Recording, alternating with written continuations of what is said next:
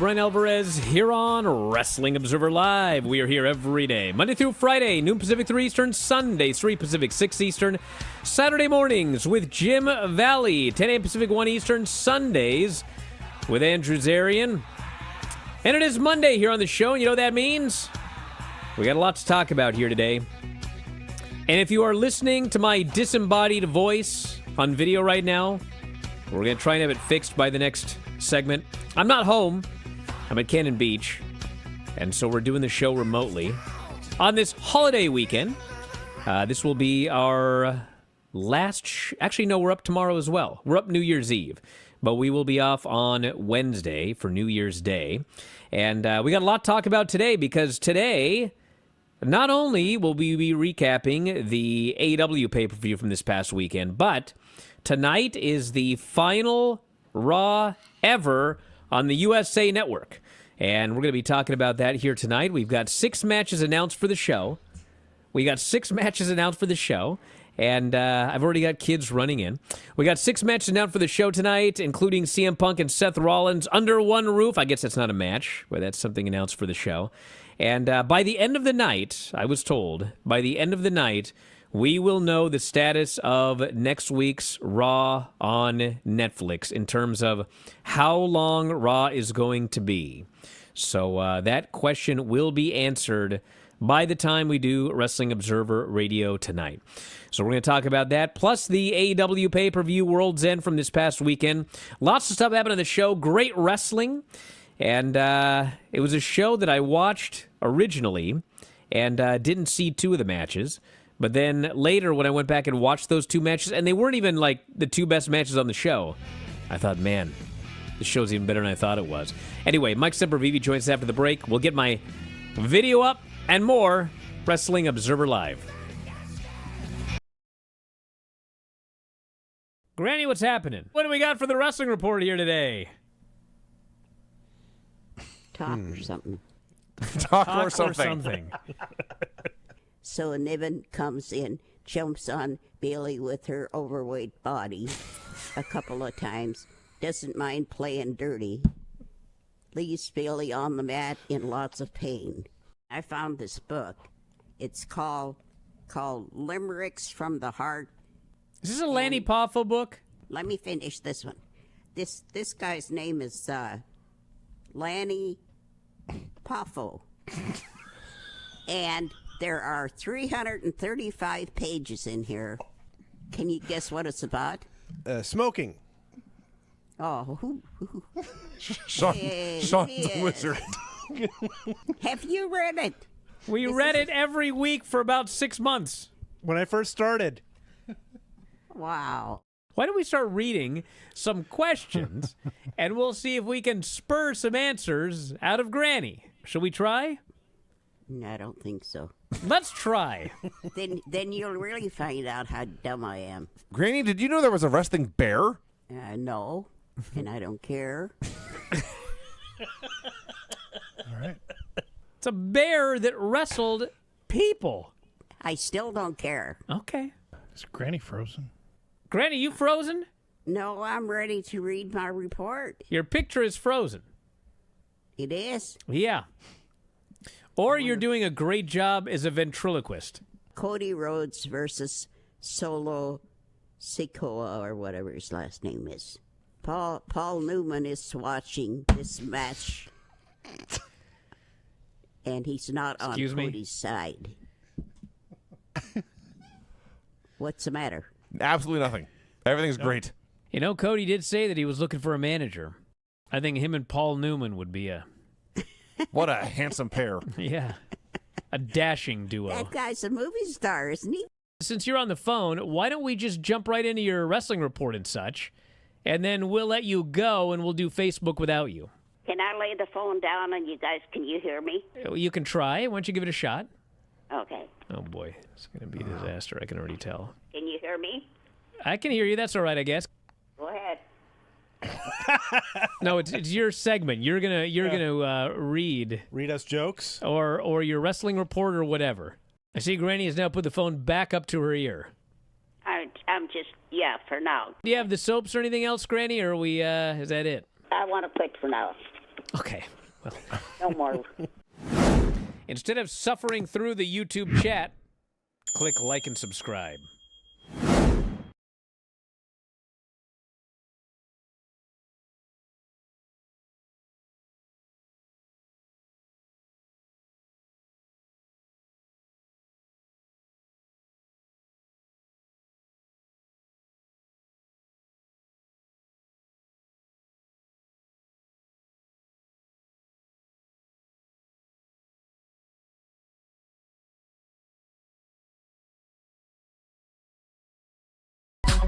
All right, back here on the show, Bryan Alvarez here, Wrestling Observer Live. It's you. I think I'm back now. It's my. There we go. Look at that. Wow. Look at how nice that looks. Good God. Is that an Airbnb? No, it's the condo in Cannon Beach, for crying out loud. Who decorated that? Do you ever notice that, like, as soon as a show goes live, that's when every disaster has to hit all at the same time? Oh, I know. It's always like that. Huntley rushed in as I'm trying to do the opening segment. I had everything set up, but no, there was an emergency. There's a Dogman movie coming out or something. I had to be told about it. We're on the air. And then no video. But you know what? We're here now, damn it. And so we got a lot to talk about here today. It is December 30th. We're going to be here tomorrow, but we will not be here on Wednesday, everybody, on New Year's Day. I think that's the plan. And I also will not be here Thursday because I'll be heading back home. But we got a lot to cover in the next couple of days, including the AEW pay-per-view this weekend. But I should note that tonight is the final ever Raw on the USA Network. And we've got CM Punk and Seth Rollins under one roof. We got the Women's Intercontinental Titles semifinals, Dakota Kai and Zoe Stark. We got Io Sky and Lyra, also in a tournament semifinal. We got Chad Gable and Otis, R-Truth and Pete Dunne, and Damian Priest, Eric and Ivar versus Finn Balor, JD, and Carlito. Mike, who do you predict will be the final two in the Intercontinental title tournament? Dakota, Zoe, Io, and Lyra. Io and Dakota. Drama being built up between the sisters in the damage control unit. Well, may I go as far as to say that you're wrong? Sure. Okay, I think the finals are going to be Zoe versus Lyra. They like Zoe and Lyra a lot. Well, it's not just that, but like when I looked at the finals of the U.S. title tournament, it was Chelsea Green and Meechin out of all of those people in that tournament. So I think that the idea, at least at the beginning, is, well, it's a secondary title, so let's put it on. I don't want to say secondary talent, but I think that if you would say, who are the primary stars of the Final Four and who are the secondary stars, you would say the primary stars are Dakota and Io, and the secondary stars are Zoe and Lyra. Therefore, I think those two are going to end up being the finals of this tournament. They could use it because personality-wise, they're not over to the level that the other stars are, and you're trying to build them up, and it's going to take some work, and it's going to take some time to drag that out of really both of them, because they both have a lot of talent inside the ring, especially Lyra. There's things she can do, I mean, exceptionally well, but the problem is personalities, they're not over, so to put this title on one of them, or to have them feud with each other and with other people in their class, you know, it hopefully will be a benefit, and that's the reason that you're introducing these titles, so hopefully they actually put some thought into these things, too. So that is the lineup for the final Raw on the USA Network, and I was told that by the time we do Observer Radio tonight, which actually would be tomorrow, we are going to know the status of Raw in terms of how long it's going to be on Netflix. And obviously, we now know that SmackDown is 3 hours, and I think that Raw is likely going to be 3 hours, but I'm not going to say that 100% yet. We'll find out later. But the fact is, with Netflix, it doesn't matter. They could announce the show is 2 hours and go 3. They could announce the show is 3 hours and go 2. They could say it's a 2.5 hour. They can do whatever they want. It's on Netflix. But we will have more information later on tonight. Is what Depends I've on been how told. many ads they can get. And we already saw those layered into the NFL games on New Year's or on Christmas Day. But they don't have a ton of at least outside ones right now. We saw a lot of promos for their own shows. So it may just be as simple as, can you drag, big name advertisers over that you would see on network TV to be a part of this streaming show? Yes, Raw has been incredibly successful in its run on cable television, but can you convince an advertiser who's not already linked in with WWE to come over and advertise on the show? It's going to be interesting to see if they can do that, and I'm sure that's probably going to have some impact on however long the show runs. Well, it's not only that, but here's the deal. If they can go however long they want, well, the longer you go, the more ads you can sell. So if they can sell 3 hours worth of advertising, which we know they can because Raw was 3 hours until a couple of months ago, why would they willingly go 2 hours and cut out an hour of advertising? So my guess is it's going to be close to or around 3 hours every week. I think some weeks they might go shorter. God Well, how do you forbid. share that revenue, too, is another thing. If you're having somebody that's already associated with WWE, say the vodka company, I forget what it was that Cody Rhodes Wheatley or whatever it was that he was linked into, any new advertisers that come on board, how is that going to be shared? Or is it going to be only Netflix because they're paying the $1 billion to WWE already? Is WWE going to want some of that because they're the product that people want to advertise on? So I'm sure there's going to be some I's to dot and T's to cross as you go along, too. All right, so we're going to talk about the AW pay-per-view in a moment, but before we get to it, I got to make mention of Rampage because we did the Bryan and Vinny show on Saturday night recapping the AW show. And I mentioned to Vinny, hey, you didn't see Rampage. You know what they did on Rampage? You're not going to believe this. And so I explained what I wanted to talk about, and I didn't talk about something that happened afterwards. And I had a few people get on my case. I can't believe that Bryan... Listen, here's the thing. I watched bits and pieces of Rampage, okay? I mostly watched Rampage because I wanted to see Nick versus Hook, which, if you didn't see that match, was actually like a really, really good match. And the crowd was like super hot for it. And, it's not like the most marquee main event, but if you're talking about final Rampage, final main event, it's a pretty good main event. In fact, it was a great TV match, and I enjoyed it, and I was watching it, and it ended, and I looked up at the clock, and it was like, there's still time left on this show. I thought that was the main event. What's going on? So there were two things that happened after the Nick Wayne Hook match, okay? One of them was an angle involving Jon Moxley, the Death Riders, and Darby, okay? And the other thing, which I didn't talk a lot about, which apparently made people mad, is there was a big brawl at the end of the show, okay? Now, I watched the brawl, okay? It was fine. Like, everybody brawled. The Death Riders were there. A bunch of dudes ran out. They started destroying things, breaking stuff here. The plug got pulled, and that was the end of Rampage. So I guess, like, if you're thinking, well, what was the end of what was the final thing we saw in the final Rampage? They destroyed the show. Okay, well, that's cool, all right? But, like, I've seen a million brawls. It was cool, but it wasn't, like, something I need to talk about. It was just like they brawled and the show went off the air, okay? But this thing with Darby, okay? You know what they did? Did you see this? No. Okay. I'm going to explain this quickly because we don't have a lot of time.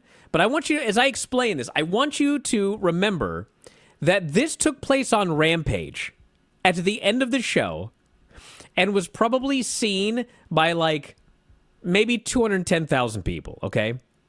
All right. Darby is kidnapped in a stairwell, okay? He's like tied up. Of course. And he's surrounded by Moxley and the Death Riders. And so they're beating him up and everything like that, and they throw him on the ground, and he's laying there. And Claudio goes and he gets a chair, and he wraps a chair around Darby's neck, okay? And he's going to stomp and Pillmanize Darby's neck. And I'm like, okay, who's going to run in? Maybe everyone will run in, we'll have a big brawl there. No. Claudio Pillmanizes Darby's neck, okay? Like he's dead now. And then they pull the chair off Darby's head, and Moxley boots this guy, and Darby bumps all the way down a cement stairwell to the bottom. He's dead. And I watched this and I went, this was like the end of Rampage. Not Dynamite, okay? Not the pay-per-view. They put this on Rampage. Nobody saw this. So yes, I was astonished by that. Anyway, we could talk about this more after the break. Observer Live.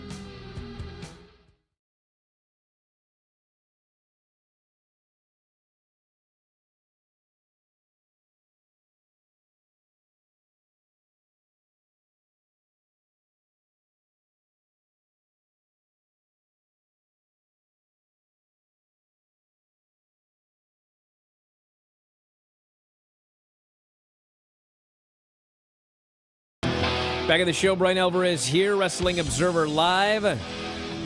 Mike Sempervive, also of WrestlingObserver.com.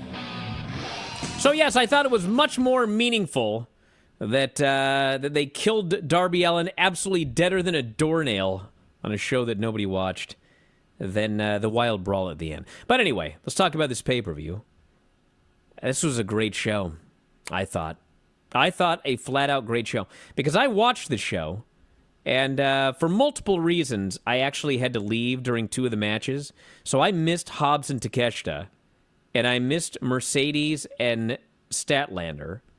And so I initially reviewed the show with Vinny without having seen those two matches. And so I thought, man, that show was great. Well, then I find out, after watching Mercedes and Statlander and Hobbs and Takeshita, that it actually was significantly better because both of those matches I thought were excellent matches. Hobbs and Takeshita was like, I called it a sleeper hit. I don't even think most people even remember that match was on the show, but they were great.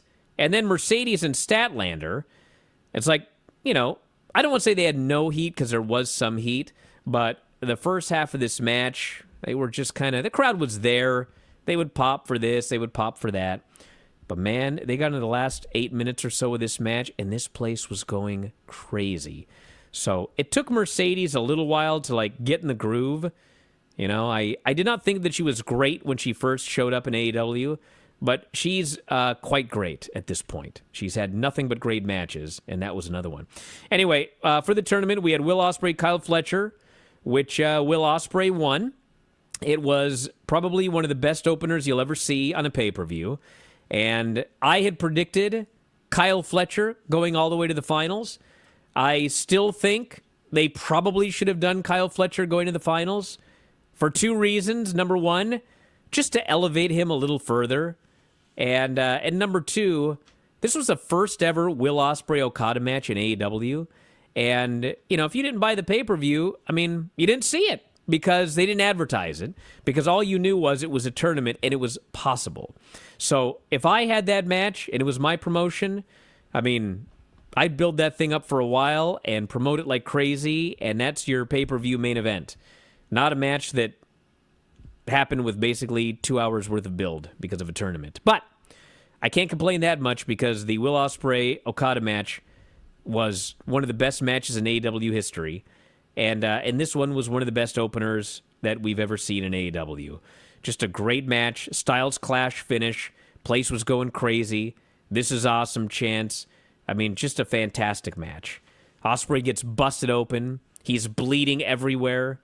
And, man, I'll tell you, as soon as I saw him bleeding, I knew my prediction out the window. But then we had Okada and Ricochet. Continental Classic semifinal. This was Okada in second gear, which is better than Okada in first gear. But that's the best we got here. Ricochet as a heel is just a dream come true. It's just great. The people absolutely hate this guy. They had a very good match. I can't say it was like a great match, but it was very good. Okada hit him with the Rainmaker and pinned him. And then afterwards, Swerve came out. Nana had rolls of toilet paper that he gave to all the fans in the front row. They pelted this geek Ricochet with all of this toilet paper. He was seething. And I was howling. I loved it. Mariah May Thunder Rosa Tijuana Street Fight for the women's title. It was fine. There was nothing wrong with it. There were thumbtacks, tables, chairs. Thunder's dad was there.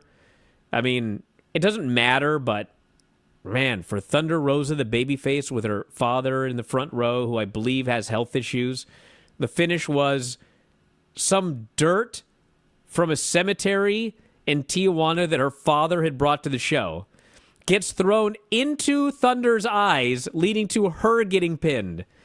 I'm not sure I would have done that finish, but it doesn't matter. Mariah May won. They're leading towards Mariah May and Thunder Rosa. MJF, Adam Cole for the ring. MJF retained the ring. I was wrong. I thought Adam Cole was going to win. He did not. He attempted to use the ring like an idiot. He got kicked in the jimmy. He got hit with the Heat Seeker. He got pinned. And then afterwards, as Max was going to beat him up, Roderick Strong, Kyle O'Reilly, and the Kingdom all ended up hitting the ring. They save Adam Cole. They hold MJF. Adam Cole puts on the ring and punches out MJF and gets booed. It's time we wrap this one up. It's time we move on. Hobbs and Takeshita International title. This was a match where nobody believed that Hobbs could win, and they weren't wrong. However, they had a very, very good match. Pardon me. They had a very, very good match, and they did do the one spot near the end where Takeshita is running wild with big spots. He hits a gigantic superplex. He hits a gigantic top rope senton. He rushes across the ring, and Hobbs grabs this dude, and he gives him the biggest spinebuster you ever saw. And the place goes nuts, and they counted along, and they bought it as a finish, which I could not believe, but they did. And ultimately, Takeshita beat him with the Raging Fire, but this way over-delivered, I would say. Mercedes and Statlander was an excellent match. Mercedes retained the title with a mousetrap-style cradle and a leg hook. Very, very good. And we'll see where she goes next, but I thought this match was excellent. Then we have the finals of the Continental Classic, Ospreay and Okada.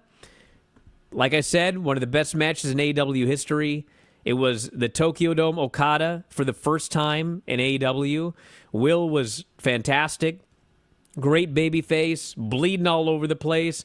They had some cross-up spots in the last few minutes that were just unbelievable. Places on their feet. They're going crazy. They're screaming.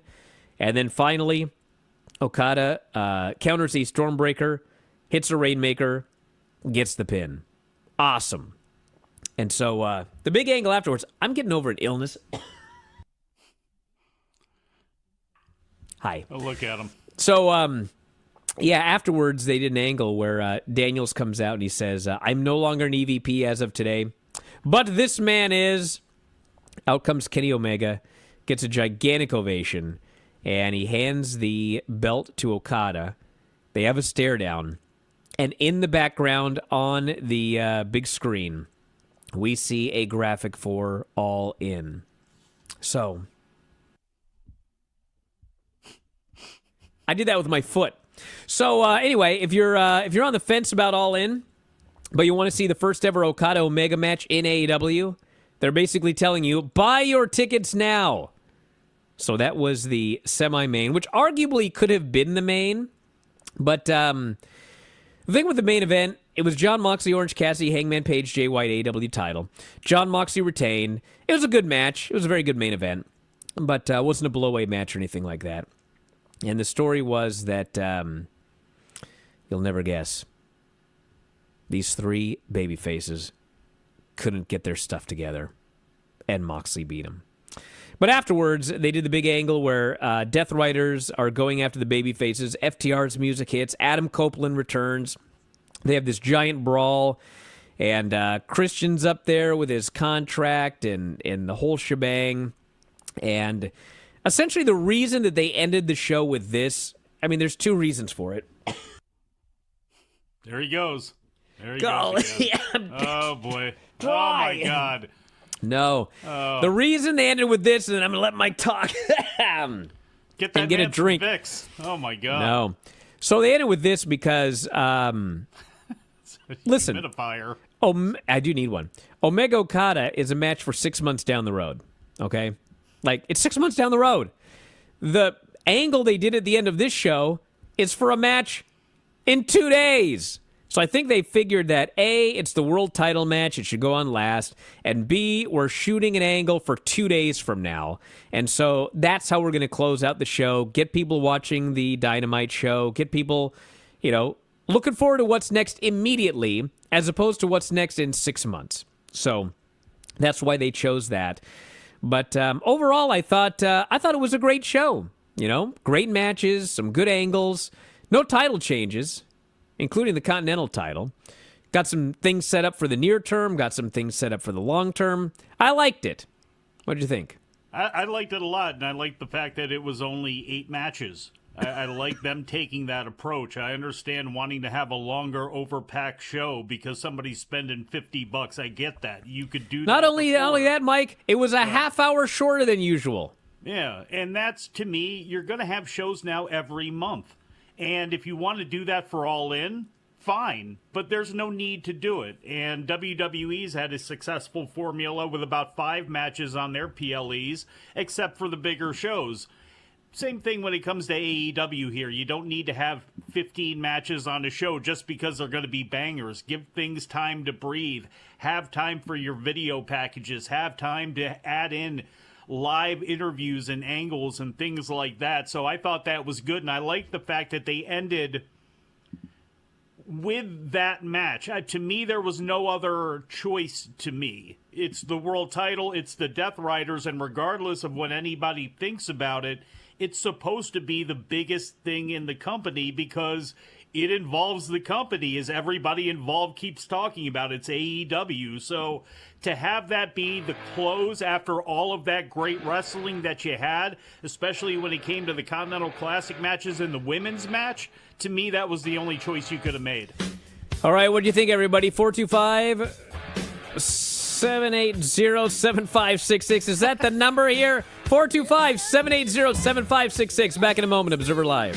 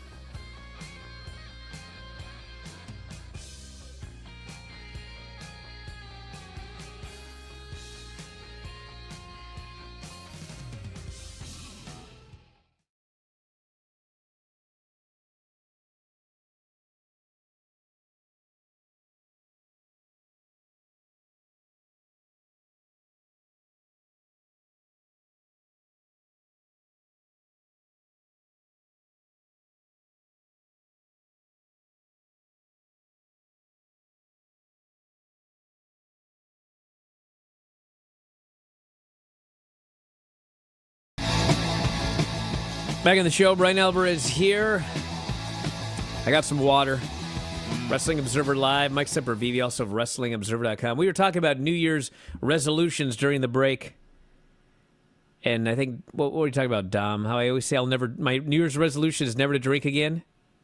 Yeah, after the Christmas show, every year, whether it's on the air or to me, I'm never doing that again. And Yes. You do a good job. You wait until the Christmas show the following year, and then it's a cycle. That's true. You know, the thing is, it's not actually a New Year's resolution to not drink. It's just, after every Christmas show, I say I'll never drink again. But I didn't have a New Year's resolution. Let me show everybody something. If you're watching on video, let me show you what I've done. Are you ready for this? Yeah. All right. Some nice woodwork in there you did, I guess. Not that. Oh. Okay, so I'm not quite there yet today, but I'm not far from it. But look. Can everyone see this? 363 days. 363 days. So on January 1st, I will have done 10,000 steps or more every single solitary day this entire year. Oh. That includes illnesses. That includes when I tore my meniscus and I still walked the next day very, very slowly to get my 10,000 steps in. Look at this.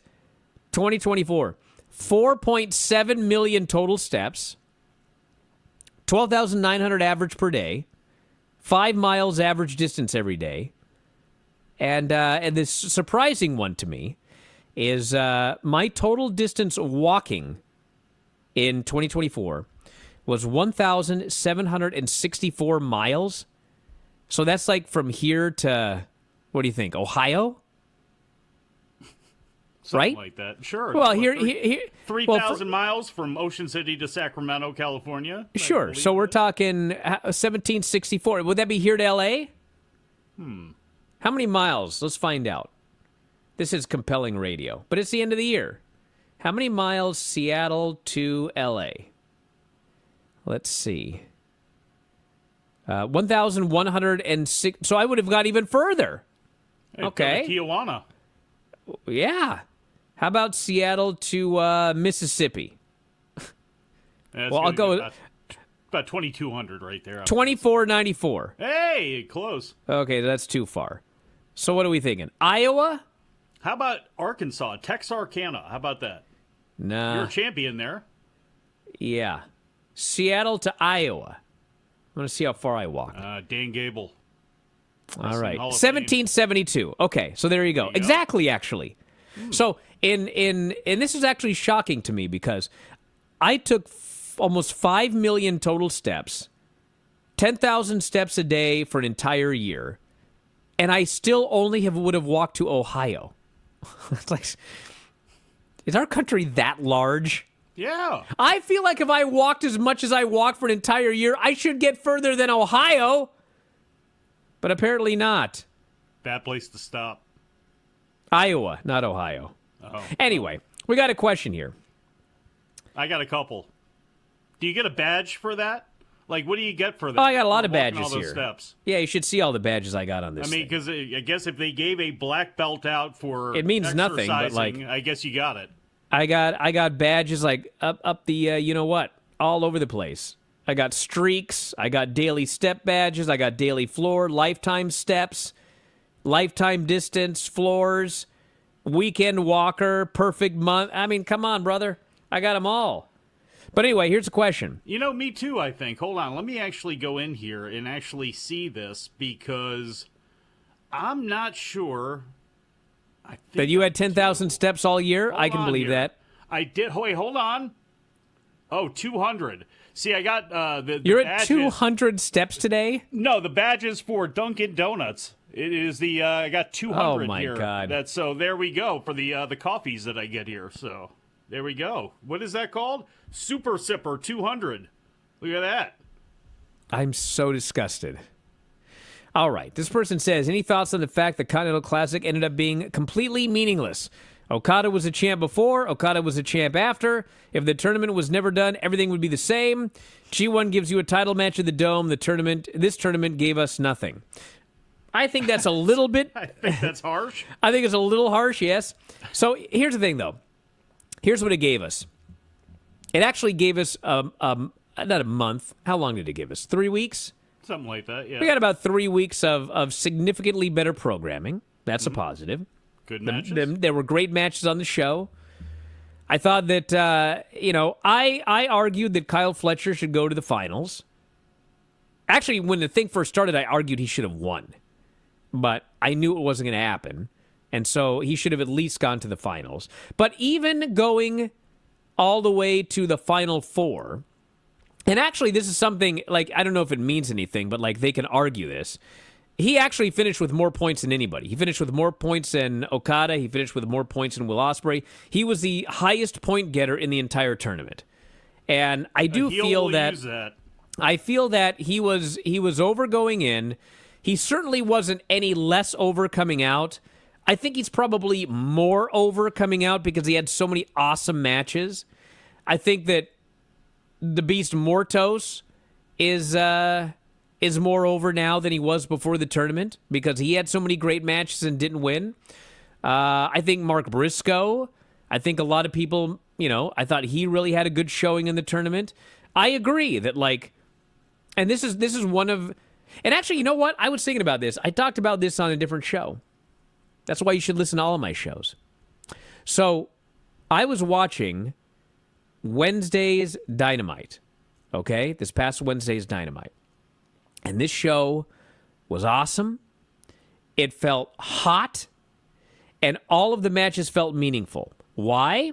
Because we had done all of the Continental Classic, league matches up to that point. And these were the final matches. They did like 4 or 5 matches on the show. And every single match was meaningful. This guy needed to win to go to the finals. This guy needed to win to keep this guy out of the finals. This guy, and it was all top stars versus top stars, and every match was meaningful. And you could see, the crowd was into all of these matches. They were into the matches way more than usual. They were into the finishes way more than usual. They were into the characters way more than usual. It was the hottest AEW has felt in a long, long time. And I thought, man, if only they could figure out a way to do this on the regular. Not a tournament-style thing all the time, but... Man. Instead of hey, on Monday we're going to announce a match between 2 stars, for Wednesday. It's can we do something? Can we book in such a way where we can every 3 weeks, or not even every 3 weeks, but every show you're building up something for 3 weeks down the road. So when the match finally comes, it feels important and it's meaningful and it's between 2 top stars. So I was just watching this show thinking about that. And I do think that my point here is that the Continental Classic winner should get a shot at the title. And I think one of the problems is, except for rare occasions like pay-per-views and the block finals of the Continental Classic, Tony really doesn't like to have top stars versus top stars. He doesn't like to have to beat people. And I think that that's something that needs to be remedied because, obviously he doesn't want to do Moxley versus Okada. He doesn't want to do it. And so the winner doesn't get a title shot. But really, if the winner of the Continental Classic got the title shot at the next pay-per-view, all of a sudden the tournament is significantly more meaningful. So I would do that. I'd find a way to do it. And what's funny is, whatever you want to say about WWE, I know a lot of people don't like WWE, but one thing that they do all the time is big matches with top stars versus top stars. They're not afraid to do it, and they're also not afraid to beat people. We just saw Sami Zayn and Drew McIntyre, where literally the story is Sami can never beat Drew, and Drew beat the guy again. Last night in Chicago, on a house show, they did CM Punk versus Gunther for the title. And I remember on Observer Radio, Dave was like, I don't know, man. Are they going to change the title? Are they going to beat Punk in Chicago? That was a big match. And I don't know if it's exactly what it did, but Punk claimed it was a $2 million gate or something like that. But the point is, they did gigantic business for the show. And they did the match, and Gunther beat CM Punk. Granted, Dominic interfered, and he slammed the cage door on his head or whatever. But, they weren't afraid to beat CM Punk in Chicago in a title match with Gunther. And, sometimes you just got to beat people. It's not the end of the world. And I think if he were more open to beating people, we would see a lot more star versus star matches on AEW. And I think that's what we need. I don't think that's what the problem is. I think the problem is they need to have clearly defined characters and intelligent booking with built-in guardrails because the Continental Classic provides that. You have to have a certain rigid set of rules to fit things into what the Continental Classic is, and you're able to do that. I think the biggest problem with the tournament is the lead into it, nobody cares about it. You don't have, unfortunately, with AEW, and it's a multi-pronged issue here. If you don't have guys who are over and you don't have feuds that are going and you don't have clearly defined mid-card, upper mid-card, main eventers, and how guys tie into each other with these stories that you've created, then you're not going to have a Continental Classic that's like a G1. Look at the final four-way that was done on the pre-show pay-per-view that Buddy Matthews won. That should have been Commander. It should have been something where in the weeks leading into the Continental Classic, Mordos wants to make it in, even though he's probably going to lose a lot of matches. Like, figure out a way where guys are trying to fight their way into this thing and to qualify to get in and to be around to get in. And I think all of that other stuff that they need to do on a week-by-week basis, that would make the Continental Classic better because, again, people need to care about it. And I know people don't like tournaments. Some people don't like tournaments at all, especially this style of round-robin tournament. I don't think that's as much of an issue as how this thing fits in with all of their other storylines they have going and all of the other, again, the characters they have and how they fit into it. It's just too jagged. Now, they did a good job during this one. We have Darby Allin asking Will Ospreay to join him. We've seen some good storyline work done in this, but I think a lot more of it needs to be done around it in the build into this thing. Because that's their biggest problem. Is what really, because everything that you said comes down to, if I want there to be better booking in these matches and better feuds, because the Continental Classic, you saw a little glimpse on how good AEW could be, but it's all of the other stuff. Well, I mean, obviously part of it would be the booking, but like you can be the best booker. But a lot of it's the booking, Brian. Hold on. You can be the best booker in the world, and if you do a great storyline that involves Anna Jay, it's like nothing against Anna Jay, but like it's got to be great booking building up main event stars against each other. But the whole thing That's the thing. But yeah, they need stars. I mean, that's been said. Main eventers repeatedly. facing off. Yes, they do, but the whole thing is you need layers in a tournament like this where it's not just main eventers, but yeah, you need stars for every day of the week, not just for the Continental Classic. Like, they need stars, period. I would actually argue they needed more stars in the Continental Classic, even though I love Mortos. Back in a moment. Observer Live.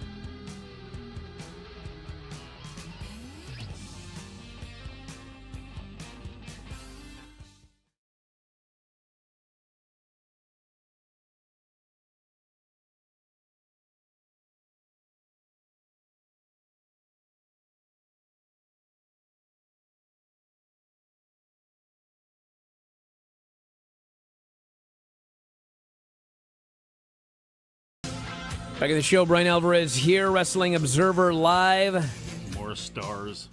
They need more stars. Everyone needs more stars. Bro, There's no pro wrestling without stars, dude. You're right.